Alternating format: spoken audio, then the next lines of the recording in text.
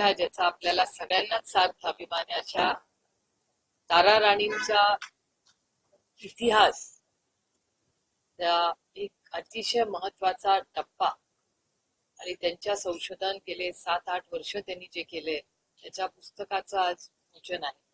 त्या कार्यक्रमाच्या निमित्ताने मी आज इथे आले. त्यानंतर माझ्या सहकारी सक्षना सलगर यांनी पुण्यश्लोक अहिल्याबाई होळकर यांच्यासाठी एक कार्यक्रम नियोजित केलाय. असे 3-4 कार्यक्रमासाठी आज मी कोल्हापूरला आलेले. त्यानंतर संघटनेच्या लोकांची भेट होऊन मी नंतर कराडला जाणार. काही लाडकी बहीण संदर्भात मंत्री पैसे काढून घेणार, अजितदादा मंत्र्याची पैसे काढून त्यांनी काय केलं पाहिजे किंवा सरकार असं का त्या परिस्थितीमध्ये केलं काय पाहिजे तर 2100 रुपये लगेच द्यायला पाहिजे, हे केलं पाहिजे. आणि ज्या पद्धतीने रोज उलट सुलट माहिती किंवा स्टेटमेंट सरकारकडून येत आहेत, याचा अर्थच होतं की काही कोऑर्डिनेशन नाहीये सरकारमध्ये किंवा क्लॅरिटी पण नाहीये. तुम्ही बघताय 60 दिवस झालेत, म्हणजे सगळ्या या राज्याचा रिझल्ट लागून बरोबर 60 दिवस काल पूर्ण झाले. 60 दिवसामध्ये मला आठवतं देवेंद्रजी जेव्हा आले होते तेव्हा त्यांनी एक 100 दिवसाचा कार्यक्रम द्यायचा निर्णय घेतला. तर 100 दिवसाचे 60 दिवस ते गेले, आता 40च राहिले. शेवटी त्यांना मॅन्डेट 5 वर्षाचं दिलेलं आहे. हाकी देखील होत आहे. कारण का पॉलिसी लेवलला काही फार मोठ्या गोष्टी, कारण ते पालकमंत्री पद, डिपार्टमेंट याच्यातच गेले 2 महिने, 60 दिवस याच्यातच गेले. आणि हे मी तुमच्याच चॅनलवर पाहते. शेतकरी कर्जमाफी संदर्भात अजितदादा म्हणाले मी असं कुठं बोलतो एक प्रकारे नाही का त्यांनी इलेक्शन त्या मुद्द्यांवरती काढून. देवेंद्र फडणवीसजींचं स्टेटमेंट मी ऐकलेलं आहे पार्ला तुमच्या सगळ्या चॅनलवर. 7-12 कोरा करू, सरसकट कर्जमाफी करू, हा शब्द देवेंद्रजींनी महाराष्ट्राला दिलेला आपण सगळ्यांनी तुमच्याही चॅनलवर, आम्हाला कुठून कळला, तुमच्याच चॅनलवर कळला, ते मला नाही माहिती. सरकारचे मुख्यमंत्री देवेंद्र फडणवीस जी आहेत, आमची अपेक्षा आहे की त्यांनी सरसकट कर्जमाफी द्यावी. कांदा, सोयाबीन, कपास, दूध ह्याचा जो हमी भाव त्यांनी इलेक्शन मध्ये सांगितला होता तो पूर्णपणे द्यावा. त्यानंतर कालच राज्याचे कृषी मंत्र्यांनी 3-4 महत्वाची विधानं केलेली आहेत, जे मी स्वतः पार्लमेंटमध्ये बोलणार आहे याच्याबद्दल. आणि पार्लमेंटमध्ये पद्धत असते की आरोप प्रत्यारोप किंवा कुणाला कोट केलं तर ते आपण टेबल करायचं असतं. त्याच्यामुळे मी तुमच्याच चॅनलच्या मदतीने ते सगळं कलेक्ट केलंय. त्याची एक सगळं कागदपत्र एकत्र करून ते पेनड्राईव्ह मध्ये ठेवलंय. ती पेनड्राईव्ह मी पार्लमेंटमध्ये टेबल करणार आहे. कारण का त्यांनी 3-4 अतिशय महत्वाच्या मुद्द्यांबद्दल ते बोललेले आहेत. पहिला मुद्दा ते असं म्हणाले की हार्वेस्टर्स मध्ये घोटाळा झालेला आहे. हे मी म्हणत नाही, राज्याच्या कृषी मंत्र्यांनी ते कन्फर्म केलंय जेव्हा आरोप झाले, आमच्याकडून जे आरोप झाले. कारण का त्याच्यात माझ्या स्वतःच्या मतदारसंघात शेकडो असे शेतकरी आहेत ज्यांनी 8 लाख रुपये दिलेले आहेत ही सबसिडी घेण्यासाठी. एकतर डीबीटी डायरेक्ट ट्रान्सफर बेनिफिट असताना ते वळवून हा कॅश ट्रान्झॅक्शन करण्याचा निर्णय सरकारने का घेतला. केंद्र सरकार सातत्याने म्हणत असतं की आम्ही झिरो लिकेजवर आमचं सरकार काम करतं. जर झिरो लिकेजवर हे सरकार काम करत असेल तर डायरेक्ट बेनिफिट रिव्हर्स करण्यात का आलं हे आपल्याला कळलं पाहिजे. कारण का केंद्र सरकारचा नियम कायदा आहे, राज्यांनी तो बदलला कसा, राज्यांनी परवानगी घेतली होती का केंद्र सरकारची. तर हा पहिला अतिशय महत्वाचा मुद्दा आहे की हार्वेस्टर. आणि राज्याचे कृषी मंत्र्यांनी स्वतःच कबूल केलेलं आहे की आम्ही जे आरोप केलेले आहेत या सरकारवर, हो ते बरोबर आहेत, हा हार्वेस्टरचा घोटाळा झालेला आहे, हे तुमच्याच चॅनलवर मी पाहिलेलं आहे. पहिला मुद्दा. त्याच्यानंतर पीक विम्याचा 400 कोटी रुपयाचा घोटाळा झालेला आहे. जेव्हा आम्ही आरोप केले तेव्हा त्याचं उत्तर त्यांनी दिलंय की हो कन्फर्म 400 कोटीचा झालाय. त्याच्यावर सुरेश धसांचं स्टेटमेंट तुमच्याच चॅनलवर मी पाहिलं, ते म्हणले तो 400चा नाही 5000 कोटी रुपयाचा.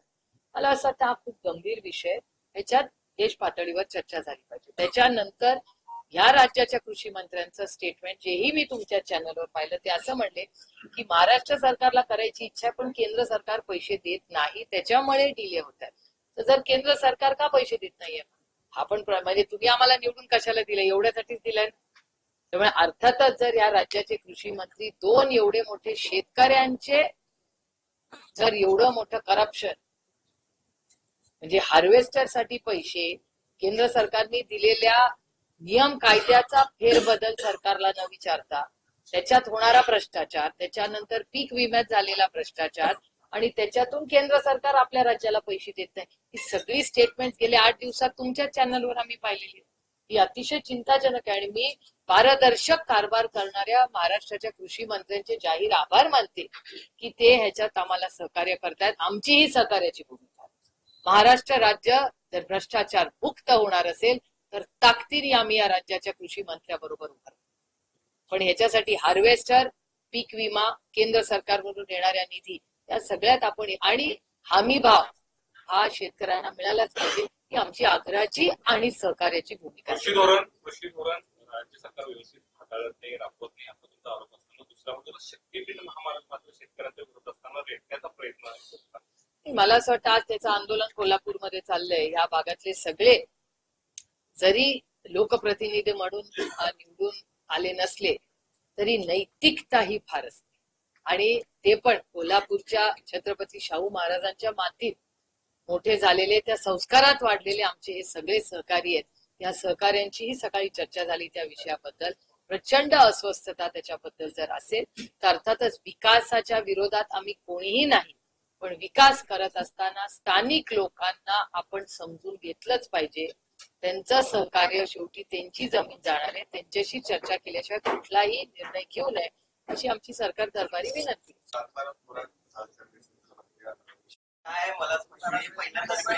एक मिनिट, मला तुम्हाला एक प्रश्न विचारायचा, सहज सोडा.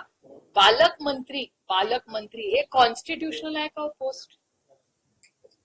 मेन म्हणजे पालकमंत्री पोस्ट ही कॉन्स्टिट्युशनल आहे का? त्याचा पण म्हणजे जी पोस्ट कॉन्स्टिट्युशनल आहे त्याला आणखी शॉक हो क्या रहा है इस राज्य में. आणि एक गोष्ट लक्षात आणि त्याच्यातून आउटकम काय? माझं काय म्हणणं आहे, एखाद्याला जबाबदारी देऊन काय आउटकम होणार असतील तर जरूर करा. इट इज ओके, एवढं तर आम्ही समजू शकतो. पण मग ते काँग्रेस राष्ट्रवादी सत्ता असताना ते कधी केले आणि का खूप समंजसपणे आम्ही टीम वर्क म्हणून देशाची आणि राज्याची वैधानिक आहे का? बऱ्याच गोष्टी वैधानिक आहेत पण त्याचा उप होत नाही ना. आणि आमच्याकडे काँग्रेस आणि राष्ट्रवादीची सत्ता जेव्हा होती तेव्हा राज्याची सेवा करण्यासाठी आमचं सरकार, स्वतःची सेवा करण्यासाठी नव्हतं, राज्याची सेवा. आम्ही सेवक होतो या राज्याचे, त्याच्यात मक्तेदारी नव्हती. त्यात एक गोष्ट एंटायटलमेंट. त्यात एक गोष्ट लक्षात येते काय बघा की जिथं पालकमंत्री आहेत भाजपचे त्यांच्या गळ्यात कुठं सहपालकमंत्री बांधलेले नाहीत, पण राष्ट्रवादी आणि शिंदे गटाच्या मी तुम्हाला खरं सांगू, मला ह्याचा अभ्यास फार कमी आहे ह्या विषयाचा. तुम्ही मला राज्याची इकॉनॉमी, देशाची इकॉनॉमी, हार्वेस्टर, पीक विमा आणि आता इंडियन एक्सप्रेस, इथे कोणी ऐकत नाही मला माहिती नाही, इंडियन एक्सप्रेस मी 3 दिवसापूर्वी एक बातमी केली होती की मागच्या त्यांच्याच सरकारने 700 कोटी रुपयाची एक इक्विपमेंटची ऑर्डर दिली होती, ती या सरकारने कॅन्सल केली. म्हणजे त्यांच्याच सरकारने ऑर्डर दिली आणि त्यांच्याच सरकारने कॅन्सल केली सांगून की दर्जा चांगला नाहीये. तर मी ऍक्च्युली भरणे मामांना पत्र लिहिणार आहे की मला माहिती पाहिजे की तुमच्याच सरकारने, स्वतःच सरकारने हे विड्रॉन इट, म्हणजे त्यांच्याच सरकारने. तेव्हा मला वाटतं स्पोर्ट्स मिनिस्टर संजय बनसोडेजी होते. संजय बनसोडेंनी घेतलेला एक निर्णय आज भरणे मामांनी परत घेतला असं इंडियन एक्सप्रेस म्हणते. मला कळलं पाहिजे कारण का माझ्याकडे 9 तालुके आहेत. 9 तालुक्यामध्ये 9 आमचे स्पोर्ट्स डिपार्टमेंटची ऍक्टिव्हिटीज चालतात. त्यामुळे मग माझ्या बिचारे कष्ट करणाऱ्या बालेवाडीला जा, खेलो इंडियामध्ये जा, आमच्या मुलांना काही चुकीचं देऊ नका बाबा. एवढीच त्याच्या मागचा माझा हेतू आहे. त्याच्यामुळे मी 60 डोस पूर्ण झालेले आहेत. कशा प्रकारे विश्लेषण करा 60 दिवसात बरंच काही वन मॅन शो, ते एकटेच काम करतात.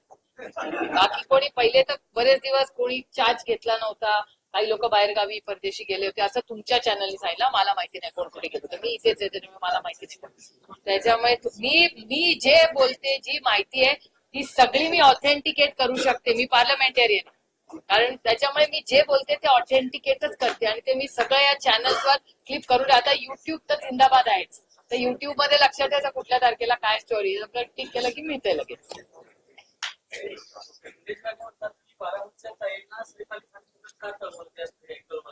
काही ही लोकशाही हो, प्रत्येकाला बोलायचा अधिकार आहे. असं काय लोकशाहीमध्ये त्यांना बोलायचा अधिकार आहे. काही सध्या छावा हा पिक्चर संभाजीराजांच्या युद्धाचा पिक्चर मात्र या पिक्चर मध्ये संभाजीराजे डान्स करताना ब्रेकडान्सच्या 4-5 पोज दाखवले. कितपत मोडतोड नाही पाहिलेला पिक्चर. कोणी काढलाय पिक्चर? आणि मराठी माणसाने घेतली मला नाही.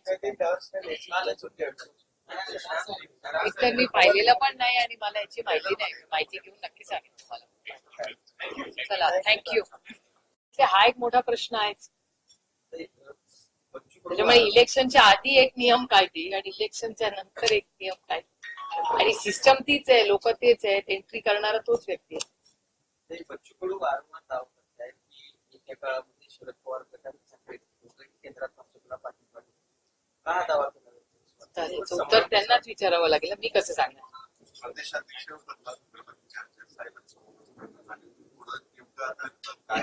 साहेबांसमोर कुठे झाली होती? मी त्या मीटिंगला होते, माझ्या कानावर असं काय आलेलं नाही.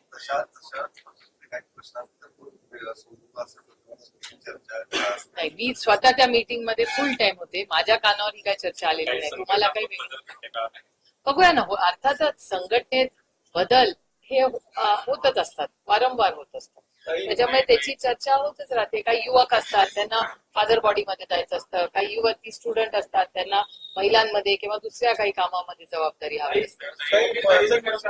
सोयाबीन खरेदी करत असताना काही दिवसांपूर्वी 7-12 पुढची जेव्हा निवडणूक येईल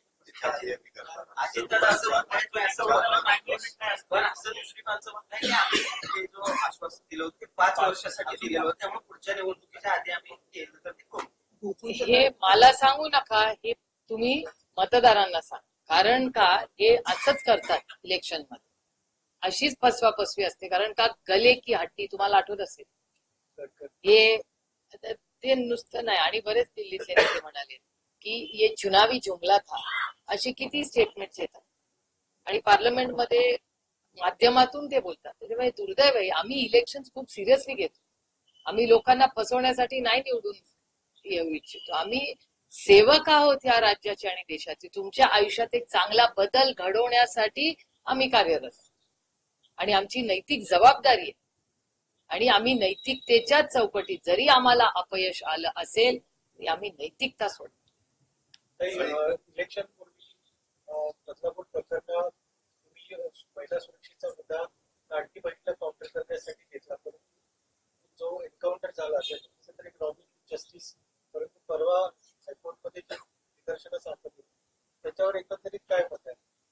आणि त्याची मी पण डिटेल वाट बघते. कारण नक्की काय झालं किंवा पोलिसांवरचे आरोप किंवा जी इन्क्वायरी लावायला सांगितली त्याचा पूर्ण रिपोर्ट आल्याशिवाय बोलणं संयुक्तिक होणार नाही.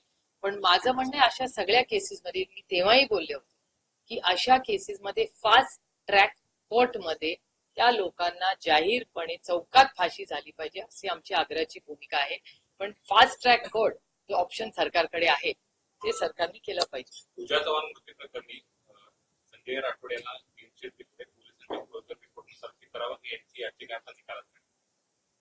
नक्की काय झालं हे काळच ठरवेल. इन्क्वायरी झाली पाहिजे, त्याच्यात अनेक प्रश्न आहेत. क्लीन शीट हे सरकार, वॉशिंग मशीन, या गोष्टी आपल्याला या राज्यामध्ये दुर्दैवाने जड अंतःकरणाने मी हे म्हणते की या गोष्टीची सवय झाली. पण आम्ही कुणावरही या राज्यात, जरी या सरकारने कुणालाही क्लीन शीट दिली असेल किंवा वॉशिंग मशीन केलं असेल, पण जे सत्य आहे हे सत्य लोकांच्या समोर बाहेर आलंच पाहिजे. त्याच्यासाठी कष्टांची परिकाष्ठा करू, पण जोपर्यंत त्या शेवटच्या माणसाला न्याय मिळत नाही आम्ही स्वस्थ बसणार नाही. ठाकरे गटाचा जो मेळावा झाला, कारण ठाकरे गटाचा जो मेळावा झाला त्यामध्ये प्रत्यक्षपणे उद्धव ठाकरे यांनी स्थानिक स्वराज्य संस्थांमध्ये स्वबळाची संकेत दिली आहे. पदाधिकाऱ्यांनी जर म्हटलं तर आम्ही लढू स्वबळावर, असं त्यांनी म्हटलेलं आहे. तुम्हाला आठवत असेल जेव्हा शिवसेना आणि भारतीय जनता पक्ष एकत्र होते तेव्हा ते स्वबळावरच लढायचे ना. मग ते स्वबळावर लढायचे तर ते ठीक आहे. आमच्या बरोबर स्वबळावर लढायची भाषा कोणी केली तर महाविकास आघाडी फुटली, महाविकास आघाडीमध्ये प्रॉब्लेम. या सगळ्या इलेक्शन ही सशक्त लोकशाही आहे आणि येणारं इलेक्शन हे आमच्या सहकार्यांचं आहे.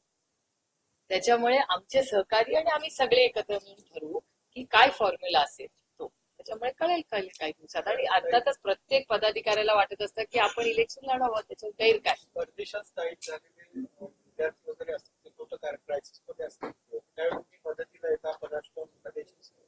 आता जे डोनाल्ड ट्रम्प सत्तेवर आल्यानंतर धास्ती निर्माण झाली आहे आपल्याला आपल्या देशात तरी केंद्र शासनाचं काय पावलं उचलतात? मला असं वाटतं एकतर पॉलिसी सगळ्या आल्यानंतर जयशंकरजी अमेरिकेत होते. आता आपल्याला अमेरिकेशी जे आपलं नातं आहे त्याच्यात ह्याची सविस्तर चर्चा आपल्याला करावी लागेल.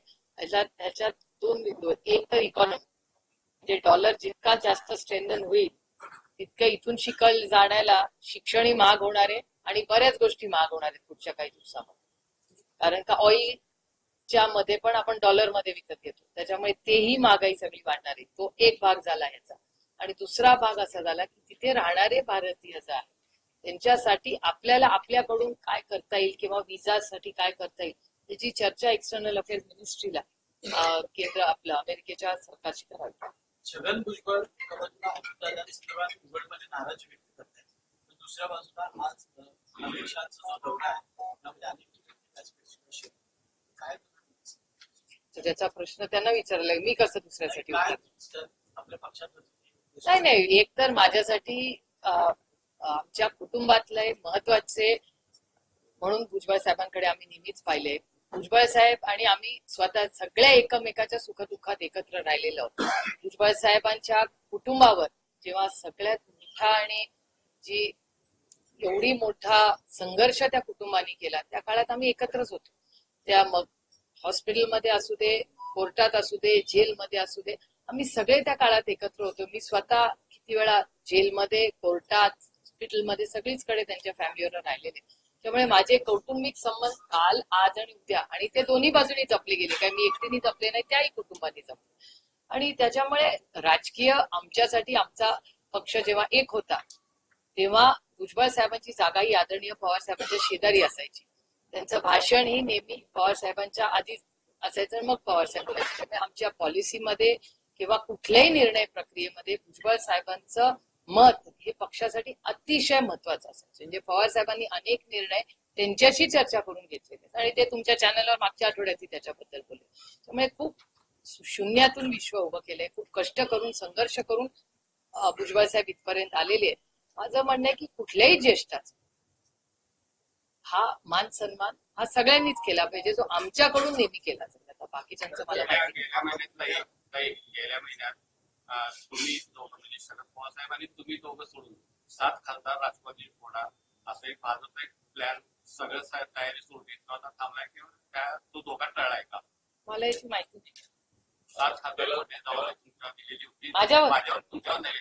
तुम्ही दोघं सोडून पवार साहेब आणि तुम्ही दोघं स्टेटमेंट सोडून बाप लेकीला सोडून हे भारतीय जनता पक्षाचं मत आहे. भाजपनं भाजपला प्रयोग केला होता आणि स्टेटमेंट अशी होती की बाप लेकीला सोडून बाकीची 7 जण बाहेर काढा. हे प्रश्न आज अमित शहा येतात ऑपरेशन टायगरची शक्यता या निमित्तानं. ऑपरेशन टायगर म्हणजे कारण का आता महाराष्ट्रामध्ये खूप टायगर असे आहेत जे दुर्दैवाने, म्हणजे ताडोबाचं सांगते मी, म्हणजे ताडोबामध्ये एकीकडे आपण फॉरेस्ट राईट साठी लढतोय आणि दुसरीकडे ताडोबा अशा अभयारण्यामध्ये आज तुम्ही बघताय काय हाल आहेत वाघाचे.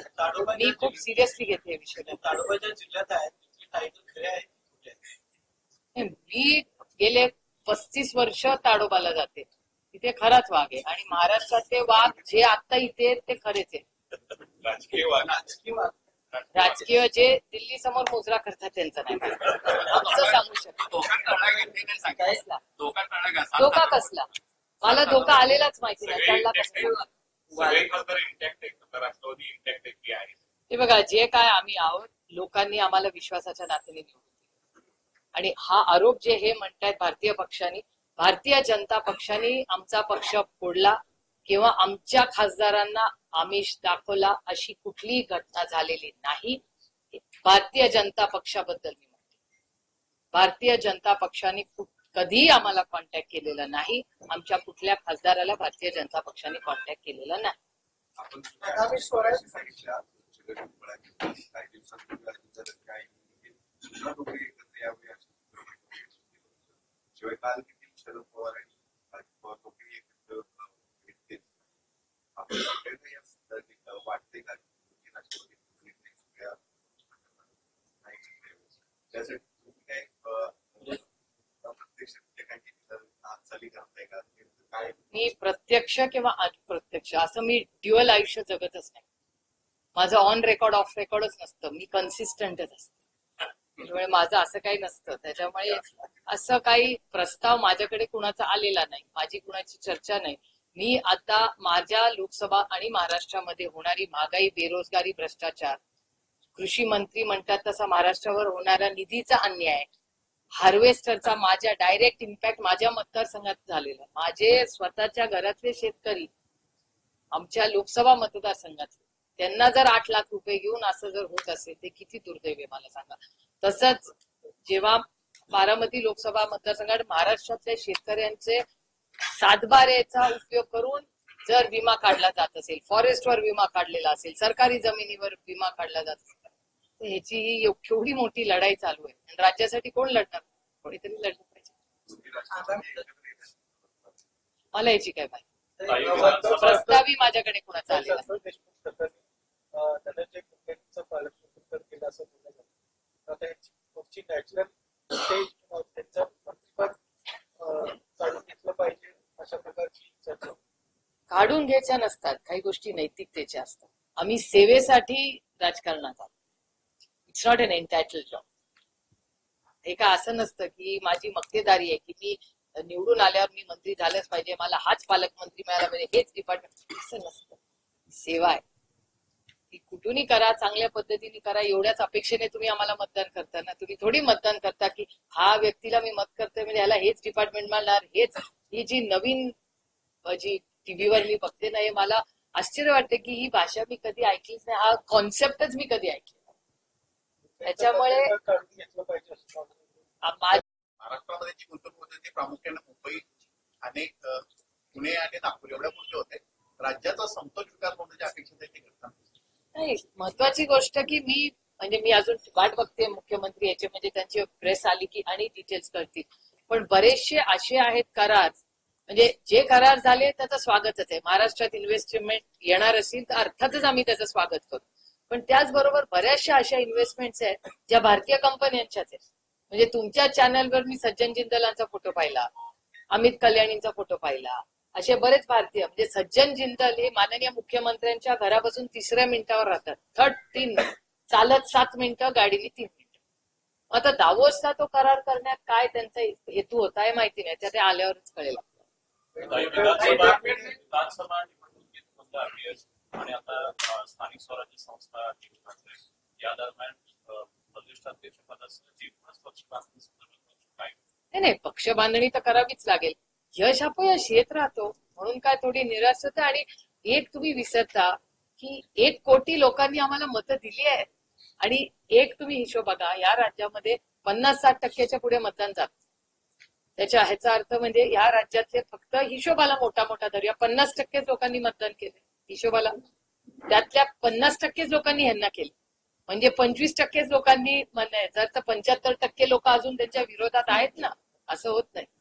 आणि जी अर्थातच शेवटी जो जिंकता वही सिकंदर. त्याच्यामुळे अर्थातच आम्ही अतिशय प्रांजळपणे आमचं झालेलं अपयश हे आम्ही कबूलच करायला पाहिजे. मग आता मशीन झालं का, काय सेटिंग झाल्या का, मतदार याद्यांचे प्रश्न, एक प्रश्न लोकांच्या मनात आहेतच. मी काल पुरंदरला गेले होते. पुरंदरला मी काही मुलांनी माझी गाडी थांबवली तर मी हात करायला उतरले. ते असे जराशे वयस्कर ग्रस्त होते. त्यांनी असे डोळे मिचकत माझ्याकडे बघितलं आणि म्हटलं सुप्रिया, म्हणलं हो. ते म्हणलं अरे इथे काय काढलं, दौरा होता, आम्हाला कसं कळलं नाही. म्हटलं नाही मी दौंडला चालले, पुरंदरमधून सासवडचा कार्यक्रम करून चालले होते. ते म्हणले शक्यच नाही संजय जगताप हरणं. काय करणार, आता झालं अपयश झालं, आता झाले 2 महिने कामाला लागले. ते म्हणले नाही, आम्ही सगळ्यांनी मतदान केलं, काँग्रेस आणि राष्ट्रवादीला, त्याच्यामुळे शक्यच नाही संजय पडणं. तुम्ही बघा, आम्ही म्हणतोय कागदावर घ्या. आता ह्या माणसाला तिथे ना टीव्ही होता, ना चॅनल होतं, ना माझा ठरलेला कार्यक्रम होता. पण ही अर्थातच मायबाप जनतेमध्ये ही भावना आहेच ना, आणि चर्चा तर झालीच आहे ना त्याची खूप. आणि माझं अजिबात म्हणणं नाही की मी रडीचा डाव खेळणार नाही, मी त्याच मशीनवर निवडून आहे. पण ऍट द सेम टाइम काहीतरी समथिंग इज मिसिंग. काय आहे त्याच्यावर मला सांगता येत नाही तुम्हाला, पण ते पुढच्या काही काळामध्ये कळेल. हो, नाही कागल किंवा यांच्याकडे म्हणजे मला कुणाच्या बद्दल काही बोलायचं नाहीये, पण काहीतरी फॅक्ट चेक करूया. आता ह्यांच्या विरोधात जे ग्रहस्थ आता आमदार झालेले आहेत ते किती वर्ष कुठे जाऊन आले हे सगळ्या माहिती आहे ना. किती वर्ष होते ताई? 12 वर्ष ना. हा, नाही ते नाही, मी हिस्ट्री विचार वेगळ्या ठिकाणी 12 वर्ष करेक्ट. मग 12 वर्ष ज्या ग्रहस्थांनी ती सेवा केली आणि इथे एक सुसंस्कृत सुशिक्षित महिला काहीतरी करू पाहते इथे पण. म्हणजे मी स्वतः पाहिले आणि मी त्यांच्या बाजूनी किंवा असं बोलत नाही, पण मला त्या घरातल्या त्या महिलेचाच सार्थ अभिमान. कारण का ज्या पद्धतीने त्या लढल्या ईडीच्या विरोधात, मला अभिमान वाटतो त्या महिलेचा. आजही काय संघर्ष तिने केला असेल की आपल्या घरात ईडी येते, पण ती म्हणली अजिबात ईडीने माझ्याकडे यायचं नाही, माझ्या नातवंडांचं दूध आल्याशिवाय मी ईडीच्या लोकांना आत घेणार नाही. हिंमत लागते त्याला बोलायला. मारायचं तर गोळी मारा. कुठल्या महिलेमध्ये अशी हिंमत आहे बघा. It's too good. म्हणजे मला त्यांच्यातून असं वाटतं, उत्साह येतो की बापरे, घरातले पुरुष जरी बाजूला कॉम्प्रोमाइज करायला तयार असतील तरी या घरातल्या महिला बघा, हे तुमच्या तारा राणीची माती आहे. त्या सगळ्या महिला स्ट्रॉंग आहेत कोल्हापूर. कोल्हापूर जिल्हा म्हणजे आश्चर्य मला काय वाटतं की ईडी एवढी असताना एखादा पुरुष ईडीला घाबरतो, पण ईडीला महिला घाबरत नाही. ही पण एक गोष्ट आहेच ना. बरोबर. केंद्रात मोदी पक्ष सक्षम आहे, विरोधी पक्ष नेता आहे, परंतु कुठेतरी इलेक्ट्रॉल रिफॉर्म्स व्हावे. पक्षाचा भरमसाठ वापर होतो किंवा अँटी डिफेक्शन कायद्याचा गैरवापर होतो. त्या संदर्भात विपक्ष कुठं फारसा आवाज, तेच अदानी अंबानी सेशन. इलेक्टरल रिफॉर्म्सवर खूप चर्चा झाली. आम्ही एक चर्चाही मागितली. त्याच्यामुळे याही सेशन मध्ये काय इलेक्टोरल बॉन्ड्स बद्दल तर सरकारने युटर्न केलेलाच आहे केंद्र सरकारने. इलेक्टोरल बॉन्ड्सवर आता इलेक्टोरल बॉन्ड्स होणार नाही असं दिसतंय एकूण कोर्टाच्या पण इंटरव्हेन्शन नंतर. त्यामुळे बघूया पुढे काय होतं. पण पैशाचा जो वापर होतो त्याच्या बाबतीत आपल्याला सगळ्यांनाच एक समाज म्हणून त्याच्यात चर्चा करावी लागेल.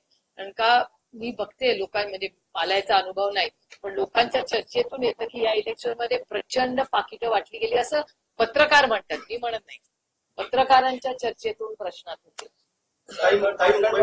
मार्कडवाडी देशाच्या केंद्रस्थानी झालं होतं, त्यानंतर कुठंतरी ती मोहीम थंड झाली आहे. थंड नाही झाली आहे. दिल्लीला गेलेत ना उत्तम जानकरजी. फक्त ती मर्यादित नाही, ते कव्हर होत नाहीये. हा, ती मर्यादित म्हणजे ते एका मतदारसंघापुरता ते आवाज उठवत आहेत. परंतु इलेक्शन कमिशनकडे झाल्यानंतर आपण काही आमचे हो गेले होते ना सगळे उत्तरं इलेक्शन कमिशनने आम्हाला दिलेली नाहीत. आम्ही तर जाऊन आलो, ऑल पार्टी मीटिंग गेली, काँग्रेसचे लोक वेगळे जाऊन आले. उत्तम जानकरजी आता दिल्लीत आहेत ऍज वी टॉक. त्यांच्याच वेळ आम्ही अरविंद केजरीवालांची वेळ मागितली आहे त्यांना भेटायला जायला. कारण का जे तिकडे झालं ते अरविंद केजरीवालांच्या इलेक्शन मध्ये होऊ नये याच्यासाठी आमचे प्रयत्न चालू. मुंबईमध्ये अनेक ठिकाणी डोंगराळ भाग आहेत, त्या ठिकाणी झोपडपट्टी मोठ्या प्रमाणावरची आहे. सरकारनं भिंत बांधणं गरजेचं आहे. त्या ठिकाणी भिंत बांधण्याचा दावा केला जातो, त्यामध्ये शेकडो कोटी रुपयांचा भ्रष्टाचार झाल्याचं समोर आलं. कसं पाहता याकडे? आमचे सगळे मुंबईचे महाविकास आघाडीचे लोकांनी त्याची इन्क्वायरी मागितलेली आहे. इन्क्वायरी झाल्यावर कळेल. लाडक्या बहिणीमध्ये बांगलादेशी बहिणीचा सुद्धा समावेश झालाय. काल 2 तहसीलदार नायब तहसीलदारांचं निलंबन सुद्धा इलेक्शन नंतर चाललंय. हो, सिस्टम तीच आहे ना. मग हे इलेक्शनच्या आधी कसं काय फॉर्म भरूनच कसे घेतले, फॉर्म भरून कसे घेतले. माझं म्हणणं आहे नैतिकतेवर लोकांनी निर्णय घ्यावे. नैतिकता असते का नाही?